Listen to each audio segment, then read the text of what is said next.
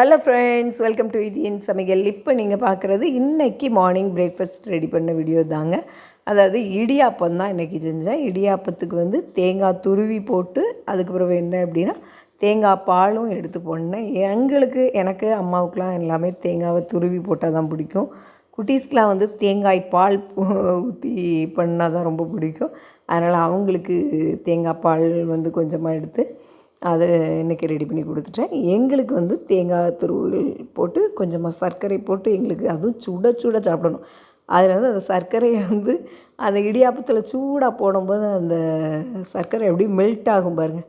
அந்த சூடோடி எடுத்து சாப்பிட்டா இடியாப்பத்தோடி டேஸ்ட்டே வேறு லெவலில் இருக்குங்க. இன்றைக்கி ரொம்ப நாள் ஆகிடுச்சு. அப்புறம் அம்மா வேறு வந்திருக்காங்களா. எங்கள் அம்மாவுக்கும் இடியாப்பம் ரொம்ப பிடிக்கும். அதனால் இன்றைக்கி இடியாப்பம் வச்சு சூப்பராக இன்றைக்கி மார்னிங் பிரேக்ஃபாஸ்ட்டை சூப்பராக முடிச்சிட்டோம். லஞ்ச் அடுத்த வீடியோவில் காமிக்கிறேன்.